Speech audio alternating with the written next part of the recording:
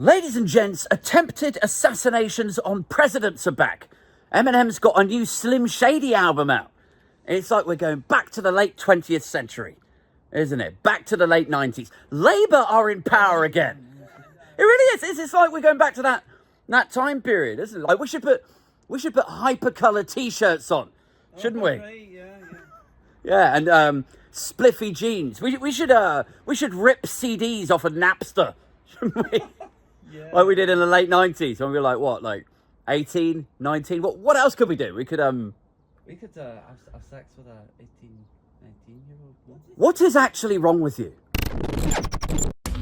But first up to the Daily Mail this morning, who do their level best to channel the defiant sensibilities of Republican presidential nominee and future gangster rap comeback, Donald J. Trump. This is, of course, the fallout from the story that on Friday, Donald Trump was shot in the ear by a kid who climbed up on the roof of a warehouse and pulled the trigger a split second before Donnie turns his head and it almost takes his ear off. Now, a lot of people are saying this is the moment that America needs to stop and to pause and to take a look at itself and take it down a few notches. What does that mean? Well, from left to right, basically, they need to calm it down a bit. Just ease up on their diet of lead and mercury or whatever it is that makes them come out with stuff like radical leftist Marxist thugs. We have to dismantle the Biden crime family. Oh, for gosh darn sakes, we gotta put Trump in a bullseye. We've got to eliminate Donald.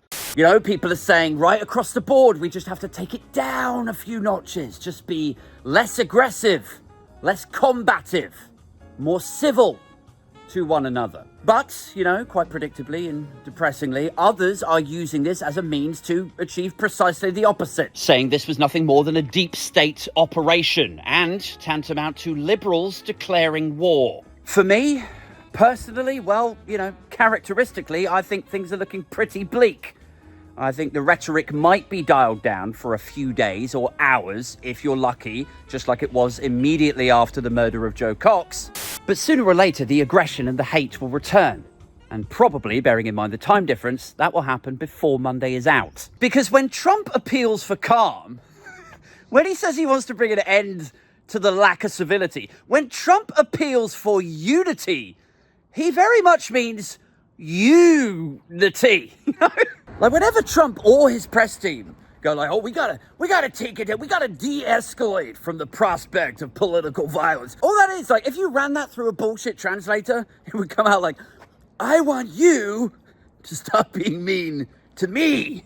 Because if you cast your mind back to the 2016 campaign, after all of the amped up rhetoric and the chaos of that, immediately after that, he was like, okay, well now it's a time for us all to come together. And after that, what did he do? He threatened his political opponents with jail. He separated children from their parents at the border. He implemented the Muslim ban. He tried to defraud an election and incited an insurrection that left 5 people dead. And then more recently, what has he done? He said he's going to be a dictator on day one and build detention camps. Like, if this is coming together, I mean, honestly, I haven't heard of a coming together that left one side so dissatisfied since the night that you were conceived in the back of that Ford Capri.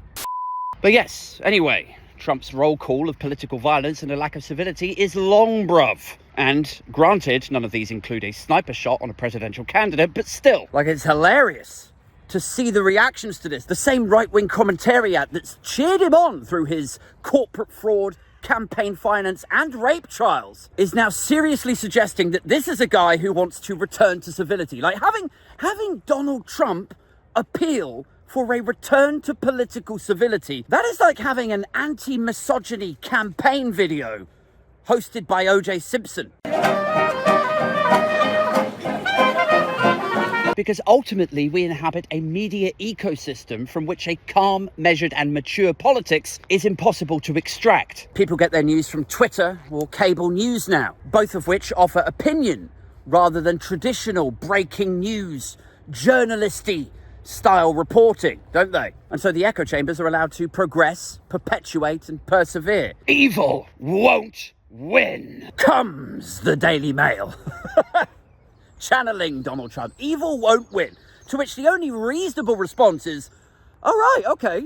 Is he dropping out then? Anyway, look, here is what you are likely to see over the coming days. I know everyone's talking about a return to calmness, a return to civility, but you are not going to see that in the United States. And I shall tell you why. Because Donald Trump's following, his base, they don't want to see some wilting wallflower shrunk and traumatized from what took place on Friday.